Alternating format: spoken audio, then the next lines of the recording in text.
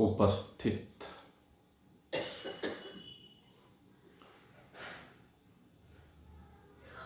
जड़, जीव और जगत का विवेक करने के लिए उत्सुक जिज्ञासु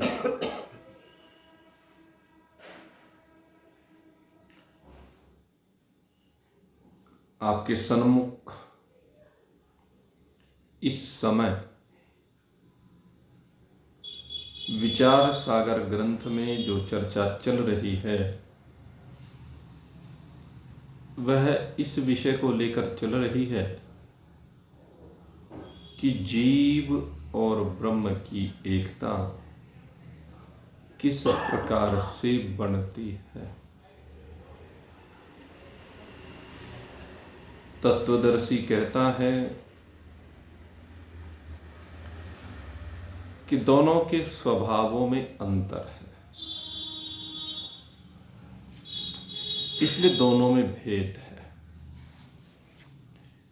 और जब दो तत्वों में भेद होता है तो उनकी एकता कैसे संभव है। एक के अंदर उपासक का भाव है और उसी की दृष्टि से दूसरे में उपास्य भाव है, तो दोनों की एकता कैसे संभव है। जो जिसकी उपासना कर रहा है वह उसका भक्त हो सकता है, उसका सेवक हो सकता है, या अन्यान्य कोई भी विशेषण दिया जा सकता है, लेकिन वह वही हो जाए ये संभव मुझे नहीं लगता है गुरुदेव। इसलिए मेरे इस संशय को आप दूर कीजिए और संशय को दूर करके जीव और ब्रह्म की जिस प्रकार से एकता बनती है वह मुझे स्पष्ट कर दीजिए। तो गुरुदेव ने कहा कि भाई, जीव और ब्रह्म की एकता करने के लिए पहले तुझे 4 आकाश की मैं दृष्टांत दे रहा हूं। यद्यपि देखा जाए तो आकाश एक ही है, आकाश में कोई भिन्नता नहीं है, चारों आकाश एक ही है, लेकिन अलग अलग दृष्टिकोण से देखने के कारण से चारों भिन्न प्रतीत होते। एक घटाकाश प्रतीत होता है, एक जलाकाश प्रतीत होता है, एक मेघाकाश प्रतीत होता है और एक महाकाश प्रतीत होता है। यद्यपि हैं चारों एक ही महाआकाश, लेकिन एक ही महाआकाश को 4 प्रकार से कह दिया गया है। इसी प्रकार से एक ही ब्रह्म को अनेकों प्रकार से विवेचित कर दिया गया है। महाआकाश वही है जो मेघ के अंदर विराजमान है, लेकिन मेघ के अंदर होने के कारण से मेघ की सीमा के साथ उसे जोड़ करके हमने उसे मेघाकाश कह दिया। घड़े की सीमा के साथ उसे जोड़ करके उसे घटाकाश कह दिया। और जल में पड़ने वाले प्रतिबिंब के कारण, मेघ में पड़ने वाले प्रतिबिंब के कारण उसे व्यष्टि में जलाकाश कह दिया, समष्टि में मेघाकाश कह दिया। लेकिन अगर वास्तव में देखा जाए तो एक व्यापक आकाश के दृष्टिकोण से तो सारे एक के ही अनेक नाम हैं। बस कुछ वस्तुओं की परिधि है, उस परिधि के कारण से, उसके अंदर विराजमान होने के कारण से वह भिन्न प्रकार से विवेचित कर दिया जाता है। शरीर के अंदर है तो उसको शरीर के दृष्टिकोण से समझा करके कह दिया, ईश्वर के अंदर है तो ईश्वर के दृष्टिकोण से कह समझा दिया गया। जगत में जितने भी पदार्थ हैं उनके अंदर है तो उनके दृष्टिकोण से समझा दिया गया। वो अगर यदि देखे सबको मिलाकर के एक विराट रूप में कह लीजिए तो उसको फिर समष्टि रूप से एक ऐसे करके कह दिया जैसे विराट पुरुष को कहा जाता है।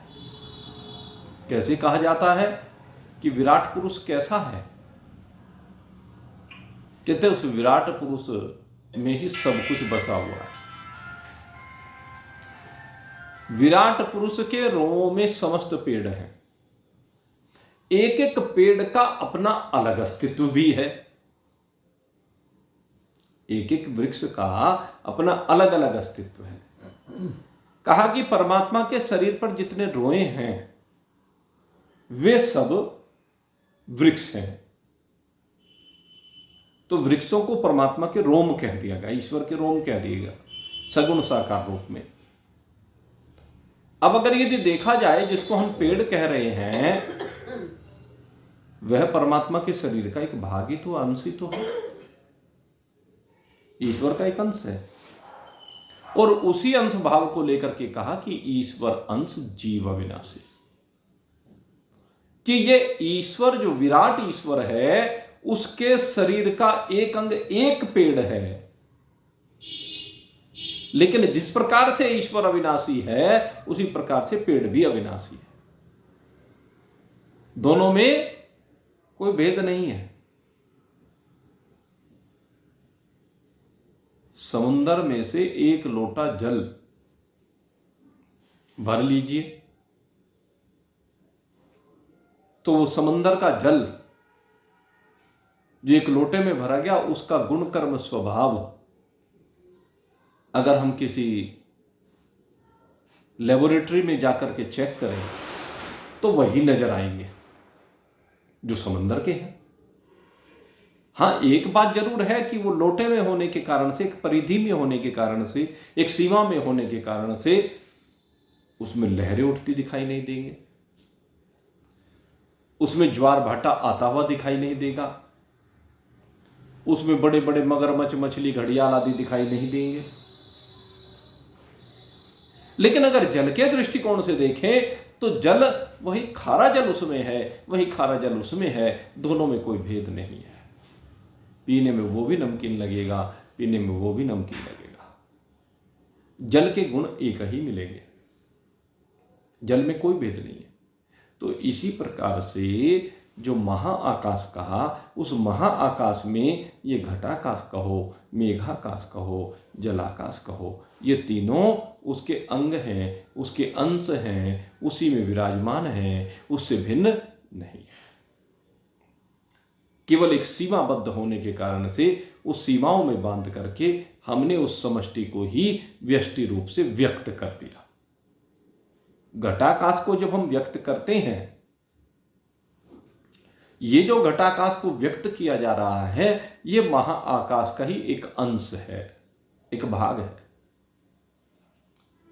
लेकिन घड़े की सीमा में होने के कारण से एक घड़ा, और घड़े में भी क्या बात, दो चीजें होती हैं। एक घड़े के अंदर का खाली स्थान होता है और एक घड़े की मिट्टी की बनी हुई परत होती है। दोनों चीज होती हैं।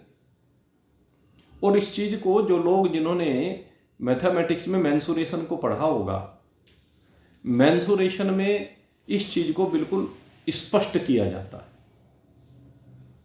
वहां पर तो ये जो सरफेस होता है इसको भी निकाला जाता है, इनर को भी, आउटर को भी, उसकी वॉल्यूम वगैरह, वो सब कुछ निकालने का सिस्टम है कि इसकी वॉल्यूम कितनी है। पहले आउटर के हिसाब से निकालेंगे, फिर इनर के हिसाब से निकालेंगे, और आउटर में से इनर को घटा देंगे तो वो जितनी वो परत है उसकी वॉल्यूम निकल आएगी, उसकी मिट्टी निकल आएगी। कितनी मिट्टी इसमें लगी हुई है यही तो देखना, तो कितनी मिट्टी लगी हुई है इसमें। क्योंकि वैसे तो हम उसको किसी प्रकार से माप नहीं सकते, लेकिन जो सूत्र दिए गए हैं उन सूत्रों के द्वारा उसको हम माप लेते हैं, उसकी माप हमें पता चल जाती है, इतनी है भाई। तो कहते हैं वो जितनी मिट्टी उसमें लगी है उस परत में, उसके कण कण में आकाश रमा हुआ है, बसा हुआ है। और जो घड़े का अंदर का भाग है उसमें भी आकाश बसा हुआ, और जो घड़े की परत के अंदर बसा हुआ है और जो घड़े के अंदर बसा हुआ है, दोनों में कोई भेद नहीं है। और तीसरी बात, जो घड़े के बाहर का आकाश है उसमें भी भेद नहीं है। जैसे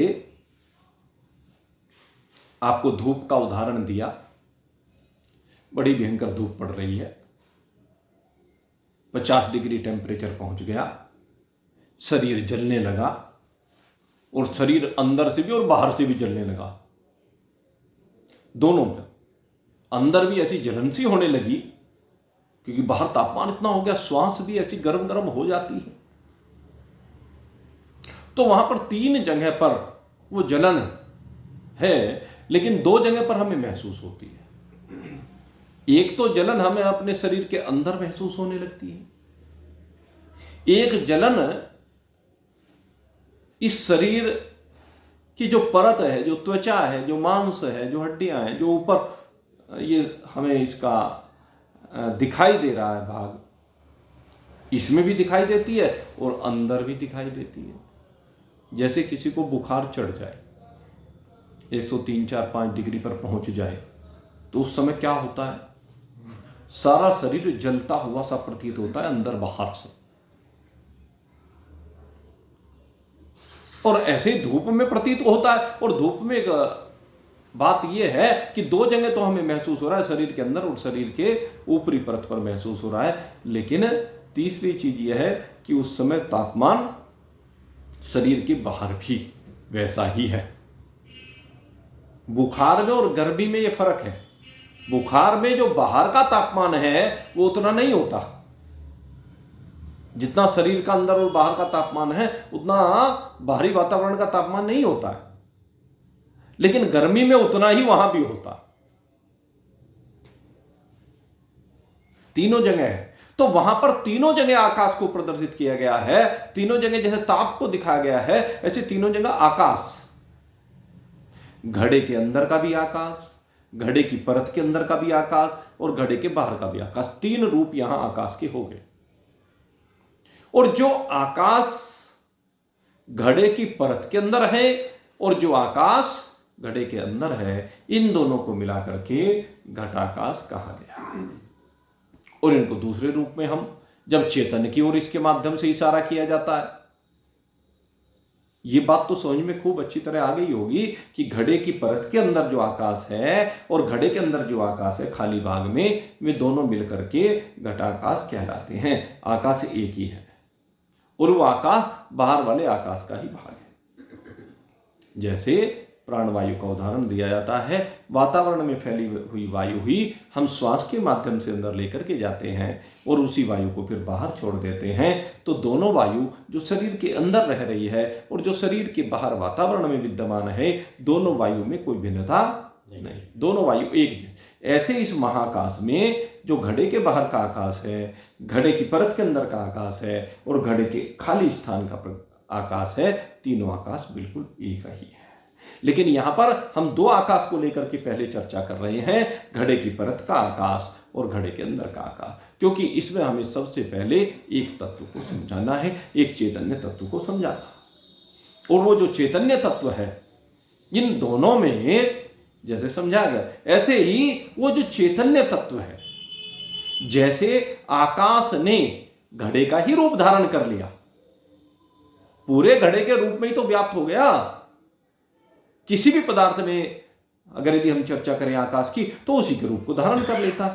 ऐसे ही ठीक ये जो हमारा आत्मा है, ये जिसको हम कूटस्थ नाम से कहते हैं, ये शरीर रूपी जो घड़ा है, इस शरीर रूपी घड़े के अंदर, इस शरीर की परत में भी और शरीर के अंदर का जो खाली स्थान है, उसमें भी ये कूटस्थ तत्व, ये चैतन्य तत्व उसी प्रकार से व्यापक है, उसी प्रकार से रमा हुआ है, उसी प्रकार से बसा हुआ है जैसे ये अग्नि। जैसे आप अग्नि को अनुभूत करते हैं, जिसने अग्नि को महसूस कर लिया, शरीर की इस परत में भी और शरीर के अंदर खाली भाग में भी अग्नि तत्व को जिसने अनुभूत कर लिया, वो समझ लीजिए उसने कूटस्थ को भी अनुभव कर लिया। क्योंकि दोनों को अनुभूत करने का लगभग एक जैसा तरीका है, मिलता जुलता तरीका है। अग्नि का ताप जैसे महसूस किया जाता है, ऐसे ही इस चैतन्य की चेतनता को अनुभव किया जाता है।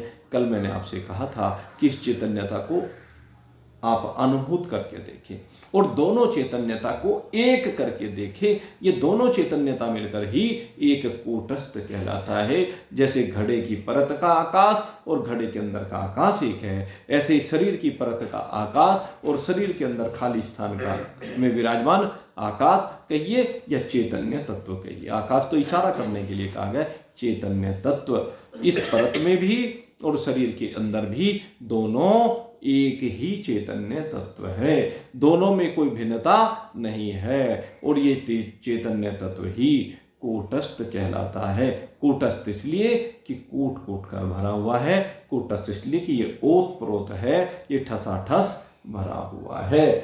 अन्यथा तो इसी कूटस्थ को हम आत्मा कहते हैं। तो ये जो आत्मा है, घटाकाश के माध्यम से इस कूटस्थ को समझाया जाता है, इस आत्मा को बताया जाता है, शरीर के अंदर जो आत्मा कही जाती है। और वास्तव में अगर देखा जाए तो ये जो आत्मा है, अब हम बाहर के आकाश की भी बात कर लें। जैसे घटाकाश में हमने दो आकाशों की बात की, एक घड़े की परत के अंदर के आकाश की बात की और एक घड़े के अंदर खाली स्थान के आकाश की बात की। और तीसरा आकाश मैंने कहा एक घड़े से बाहर का जो आकाश है, वो आकाश व्यापक आकाश है।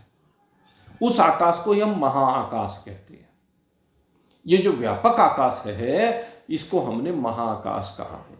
इसी महाआकाश का एक भाग ये घटाकाश है। ठीक इसी प्रकार से जो सर्वव्यापी चैतन्यता है, सर्वव्यापी ब्रह्म है, और उसमें सही पूछो ने सर्वव्यापी भी कहना नहीं बनता है। जो सर्वव्यापी कहते ही कहीं ना कहीं उसमें एक सीमितता आ जाती है।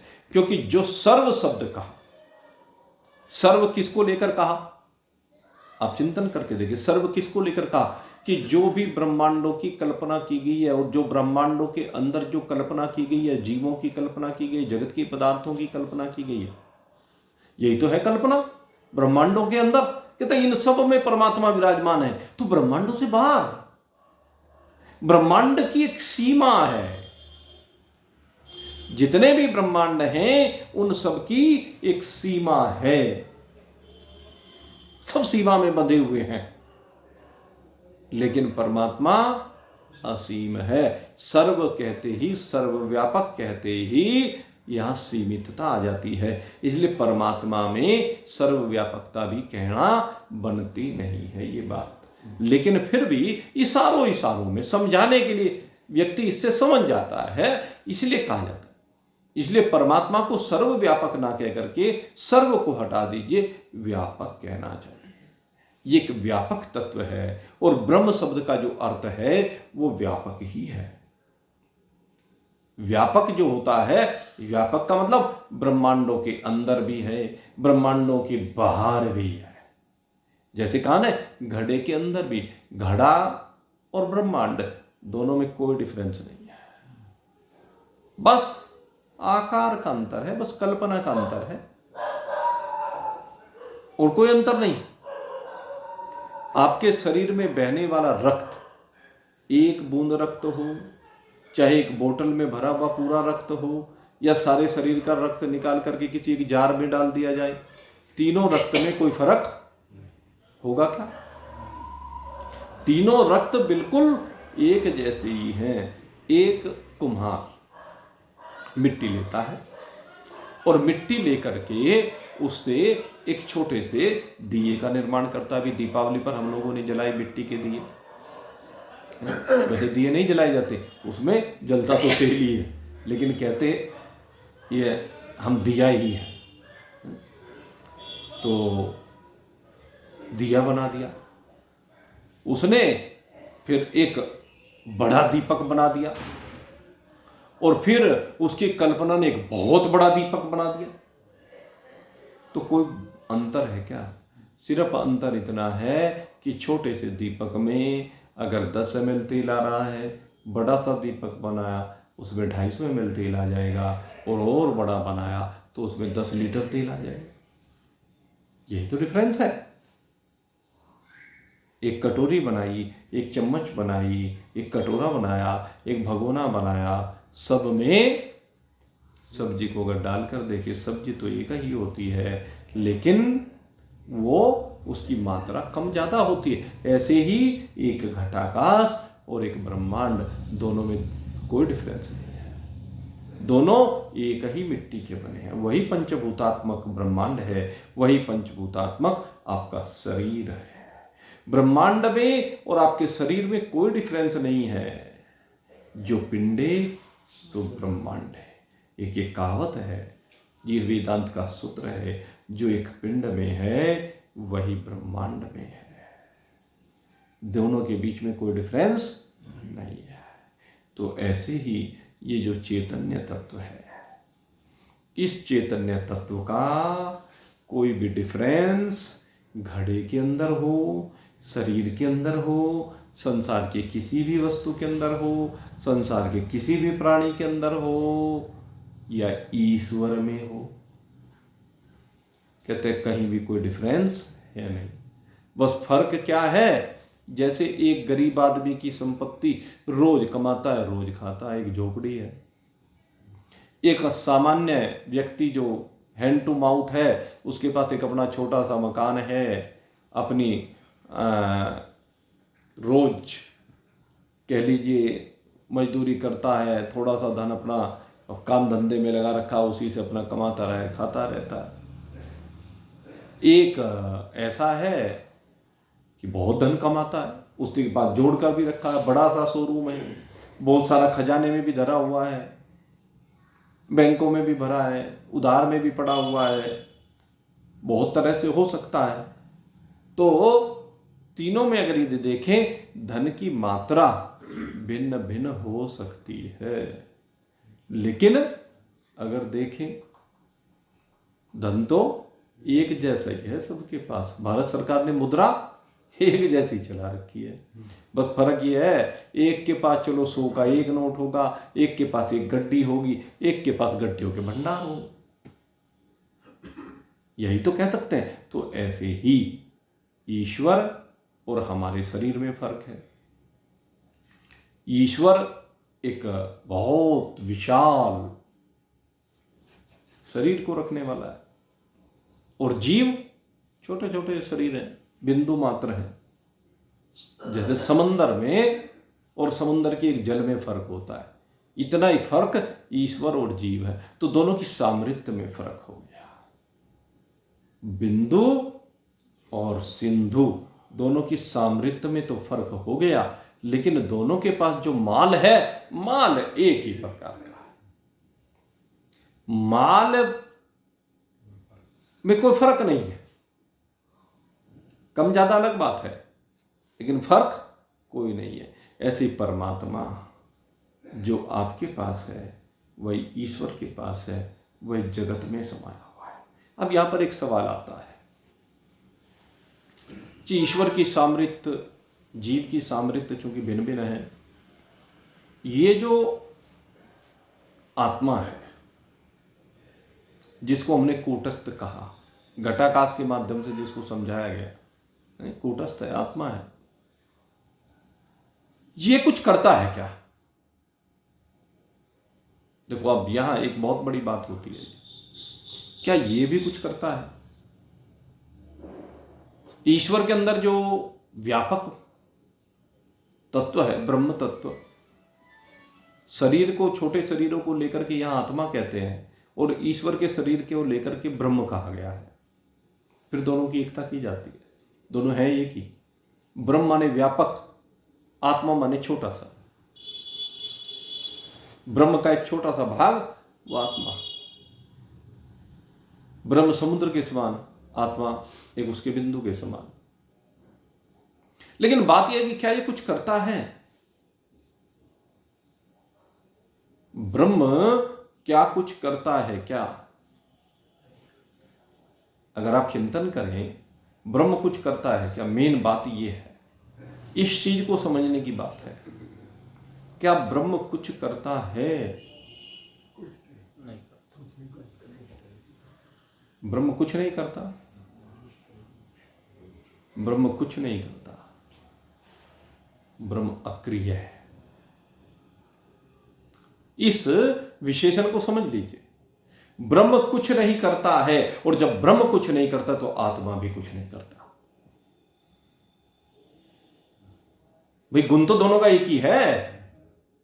जब ब्रह्म कुछ नहीं करता है तो आत्मा भी कुछ नहीं करता है।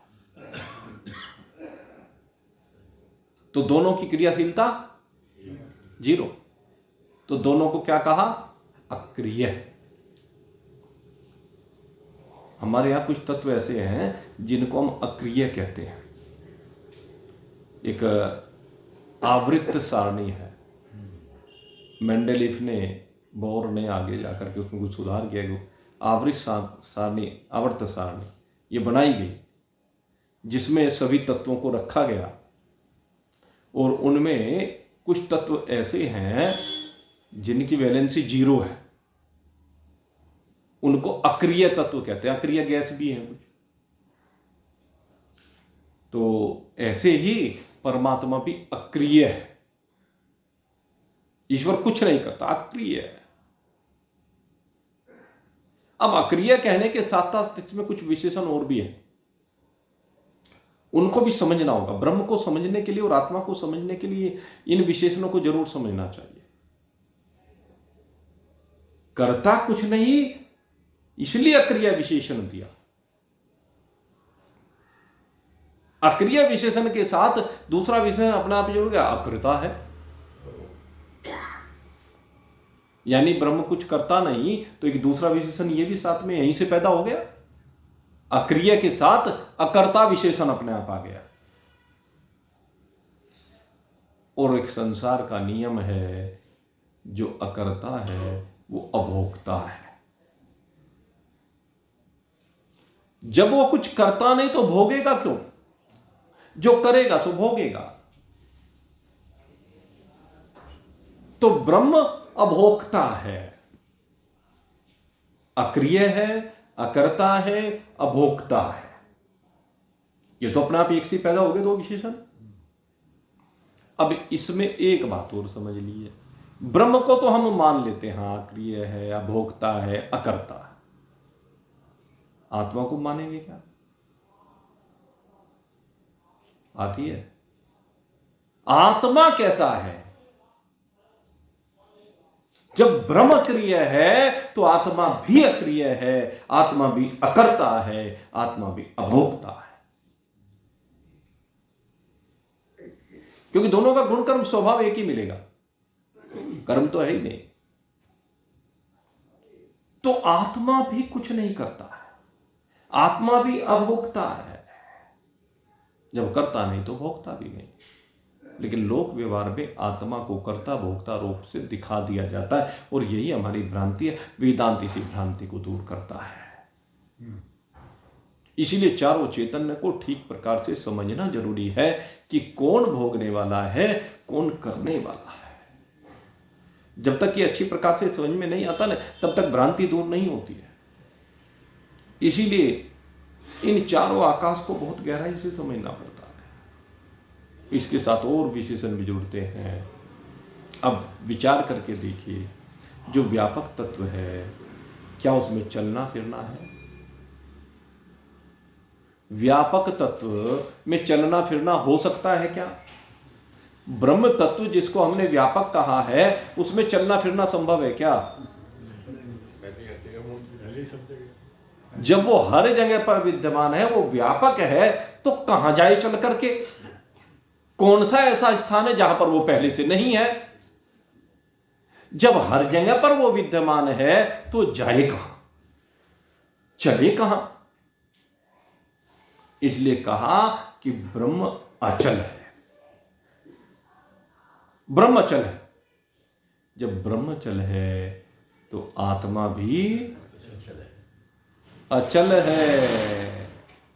आत्मा भी चलता फिरता, बस ये है वो विशेषण। अगर इसको समझ लिया तो आत्मा का आवागमन खत्म। आत्मा का कोई आवागमन नहीं है। आत्मा में चलना फिरना है ही नहीं। आत्मा कहीं आता जाता है ही नहीं। और भगवान श्री कृष्ण ने इसीलिए इसके साथ एक विशेषण और जोड़ दिया, जिससे खूब अच्छी प्रकार से आप समझ सकें कि ब्रह्म अचल तो है ही, वो स्थिर भी है। ब्रह्म तत्व स्थिर तत्व है। जैसे भगवान श्री कृष्ण ने कहा कि भाई अगर हम बात करें स्थिर रहने वाले तत्वों की, स्थावराणाम अहम हिमालय। भगवान श्री कृष्ण ने कहा कि जो स्थिर रहने वाले हैं उनमें मैं हिमालय हूं, जो कहीं हिले डुले नहीं, जिसमें कोई कंपन भी ना हो। स्थिर उसी को कहते, अगर किसी में कंपन हो रहा है तो वो स्थिर नहीं। कंपन का मतलब है उसके अंदर जो विद्यमान सेल्स हैं, उसके अंदर जो विद्यमान तत्व हैं, उनमें चाहे वहीं पर स्पंदन हो रहा हो तो स्थिरता कहां रही फिर? अगर उसमें स्पंदन हो रहा है तो स्थिरता नहीं हो सकती।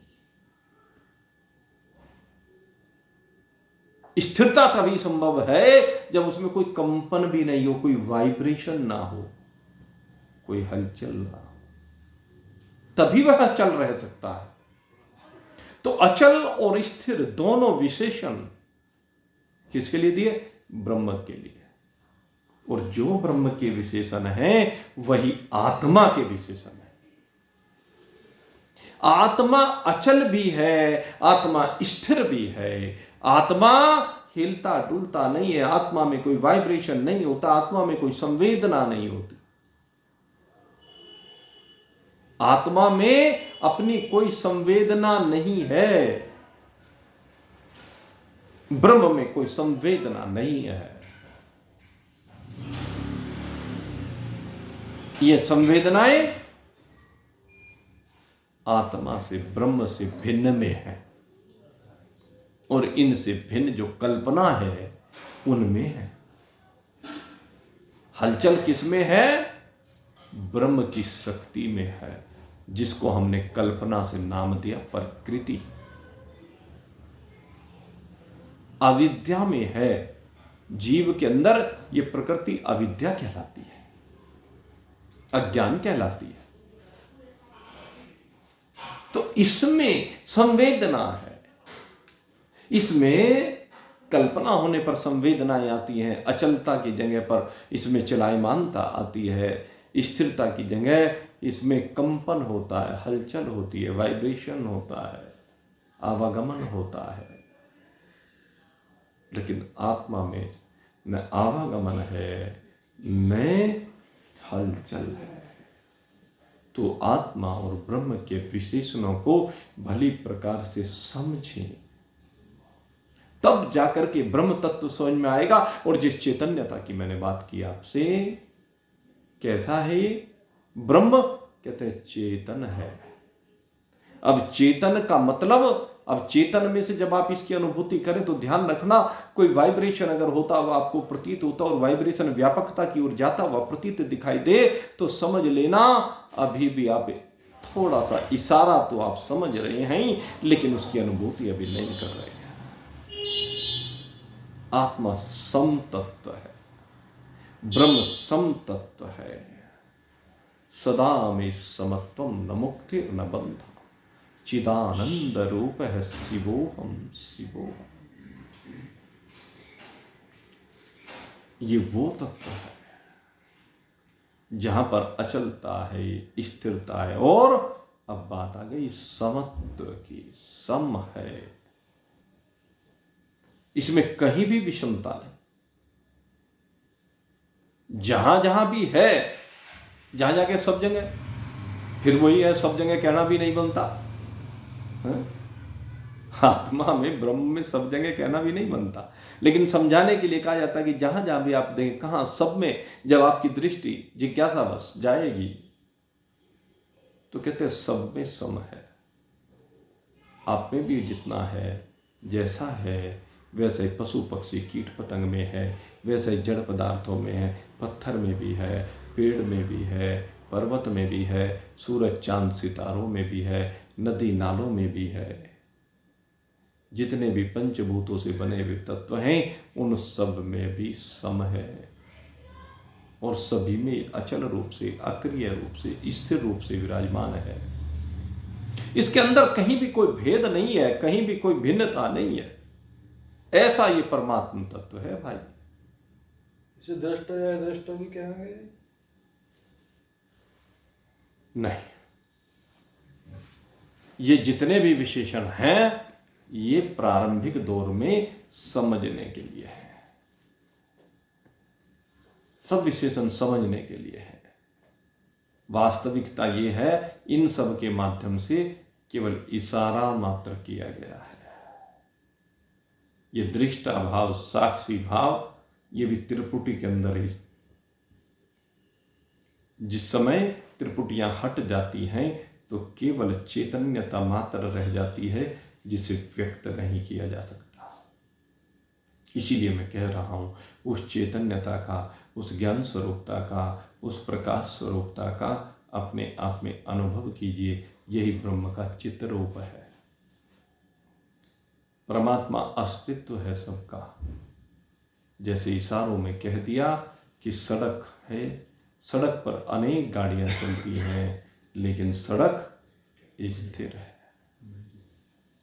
सड़क बिल्कुल स्थिर है। सड़क सबको आधार दे रही है। सड़क सबकी अधिष्ठान है। सड़क सबकी साक्षी है, लेकिन उन सबसे विलग है। ऐसी ब्रह्म तत्व समस्त जीवात्माओं को, समस्त जड़ पदार्थों को, ईश्वर को आधार दे रहा है। जैसे एक शिक्षक, कला का शिक्षक, एक कपड़े का या बोर्ड का सहारा लेकर के उस पर अनेक प्रकार के पशु पक्षी, अनेक प्रकार के फल, मकान इत्यादि रंग बिरंगी चित्रकारी करके बच्चों को दिखा देता है, और लगता है कि इसके ऊपर ये मकान भी है, ये व्यक्ति भी है, ये फूल भी है, ये सूरज भी है, ये पहाड़ भी है, सब कुछ दिखा देता है।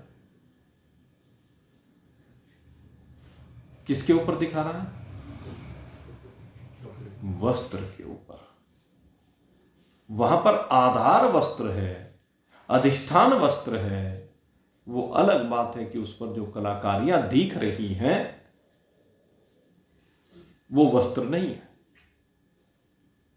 वस्त्र के ऊपर पहाड़ दिखाई दे गया तो वस्त्र नहीं है। उसके ऊपर सूरज दिखा गया तो वस्त्र नहीं है। मनुष्य दिख गया तो वस्त्र नहीं है। फूल दिखा तो वस्त्र नहीं है। नदी दिखी तो वस्त्र नहीं।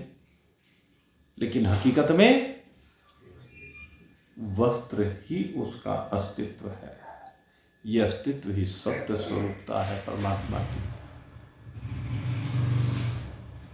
वस्त्र ने उन सब वस्तुओं को आधार दिया, उसके ऊपर वे सब चमक रहे हैं, दिख रहे हैं, क्रिया कर रहे हैं। अक्रिय के ऊपर क्रियाएं हो रही हैं। वो वस्त्र तो अक्रिय है, लेकिन उस अक्रिय के ऊपर अन्न की क्रियाएं दिखाई दे रही हैं। ब्रह्म तो अक्रिय है, लेकिन ब्रह्म के ऊपर जीव की, जगत की, ईश्वर की क्रियाएं दिखाई देती है। उन सबको अस्तित्व तो दे दिया, उन सबको आधार तो दे दिया, उन सबका अधिष्ठान तो बन गया, उन सबका साक्षी भी बन गया, दृष्टा भी बन गया, लेकिन उन सबसे सदा विलग रहा।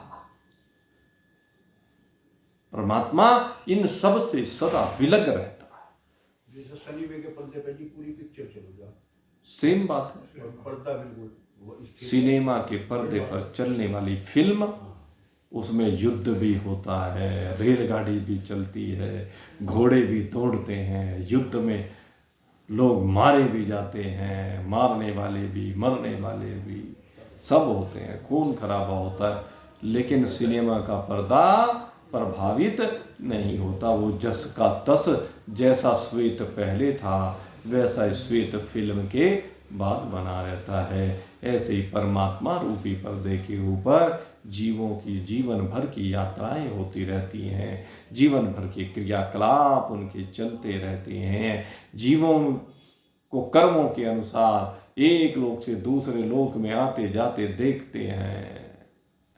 लेकिन वहां पर कहते हैं कि वो जो आधार है परमात्मा, उसके ऊपर इन सब का कोई प्रभाव नहीं पड़ता। आवागमन किस में है?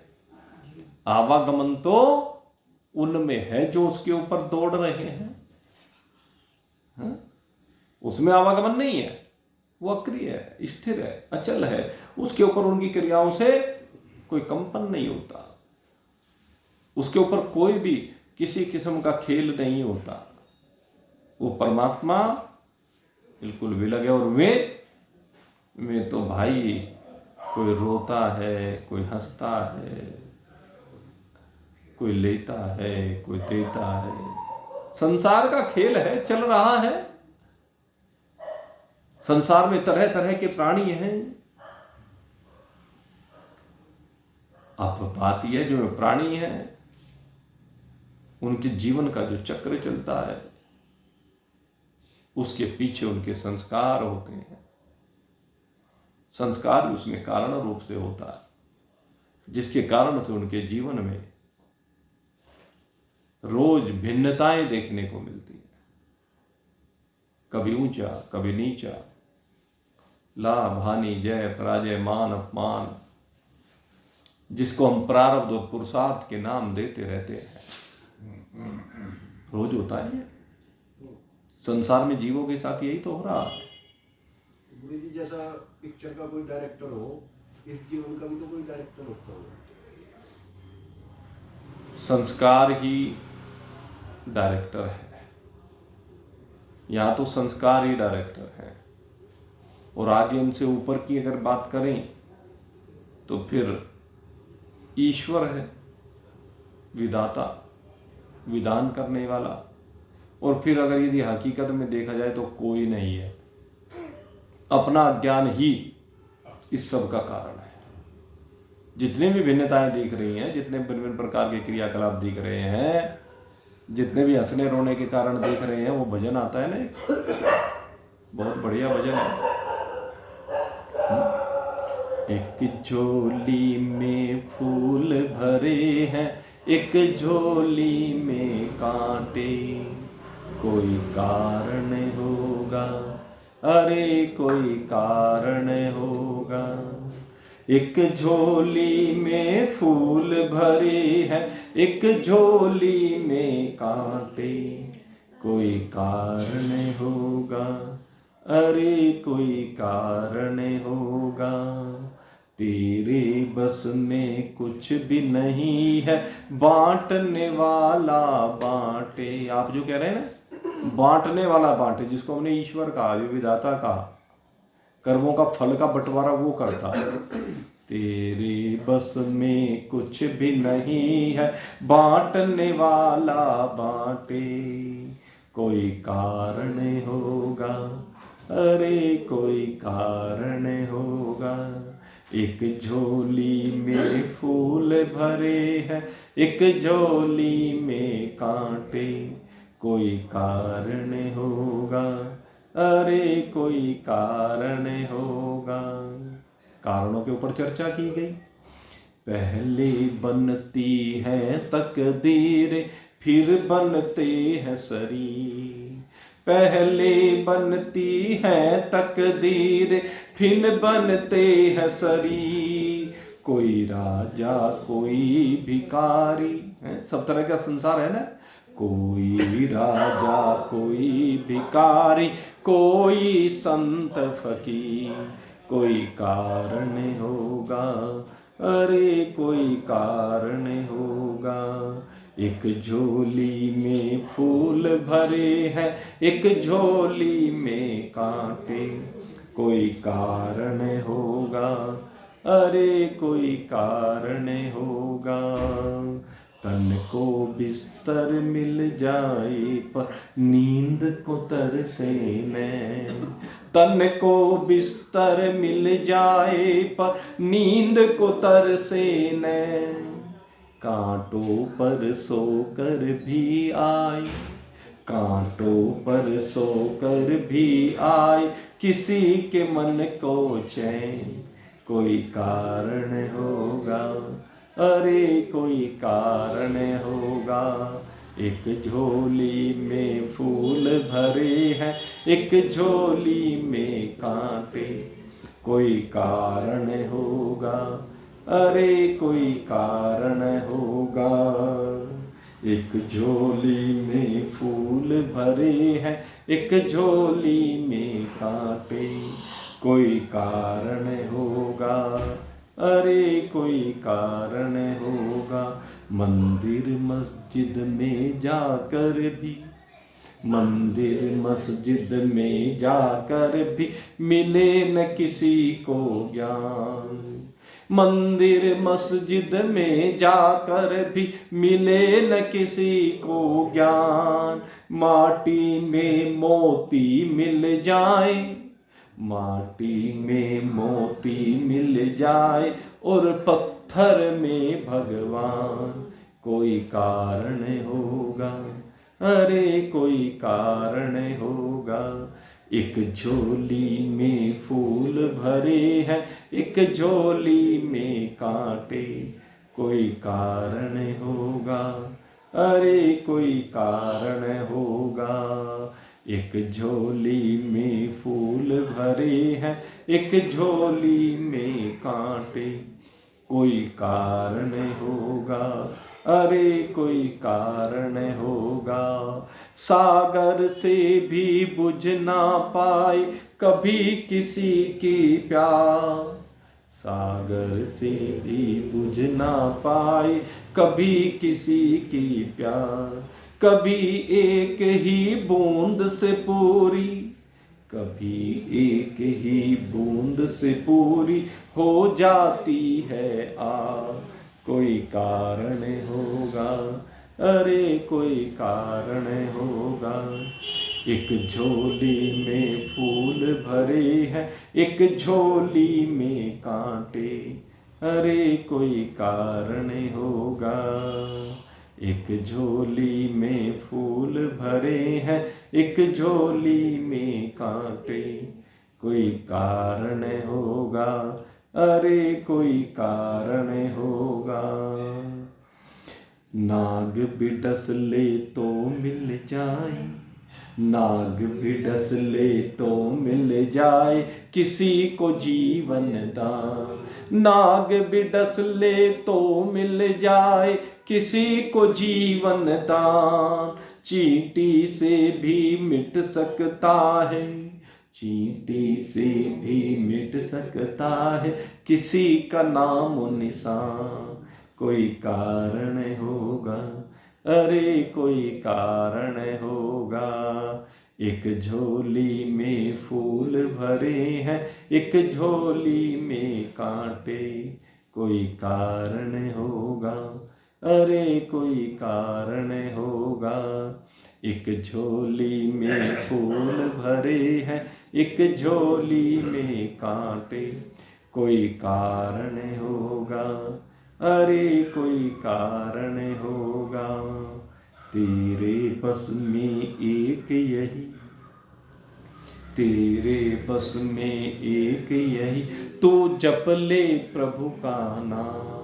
तेरे बस में एक यही, तू जप ले प्रभु का नाम। राम नाम की शरण में आकर, राम नाम की शरण में आकर करता जा शुभ काम, कोई कारण होगा, अरे कोई कारण होगा। एक झोली में फूल भरे हैं, एक झोली में कांटे, कोई कारण होगा, अरे कोई कारण होगा। एक झोली में फूल भरे हैं, एक झोली में कांटे, कोई कारण होगा, अरे कोई कारण होगा। जी हाँ, कारण तो सबका होता है, कारण बिना कोई कार्य होता नहीं, ये संसार का नियम है। लेकिन ये बात समझ लीजिए कि ब्रह्म का कोई कारण नहीं है और न ही ब्रह्म किसी का कारण है। ये भी बात समझनी पड़ेगी। न ब्रह्म का कोई कारण है और न ही ब्रह्म किसी का कारण है। जब ब्रह्म किसी का कारण नहीं है तो आत्मा भी किसी का कोई कारण नहीं है। आत्मा का धर्म, आत्मा का स्वभाव, आत्मा का स्वरूप केवल सत्य है, चित्त है, आनंद है, घन है, आधार है, अधिष्ठान है। आत्मा अक्रिय है, स्थिर है, अचल है, अकर्ता है, अभोक्ता है। तो इस बात को समझिए और आनंद मनाइए। आप सबके लिए बहुत बहुत शुभकामना करते हुए, ईश्वर से प्रार्थना करते हुए कि वो गुरु रूप में विराजमान होकर के आपको ये दिव्य उपदेश प्रदान करें और इस उपदेश को प्रदान करके आपकी अक्रियता, अचलता, असीमता आप शीघ्र अपने आप में अनुभूत करें। इन्हीं शुभ भावों के साथ आज का ये सत्संग अब यहीं पर विश्राम को प्राप्त हो रहा है। सोमवार को फिर आप सबका दर्शन होगा, ऐसी अभिलाषा लेकर के विश्राम। बोलिए सच्चिदानंद भगवान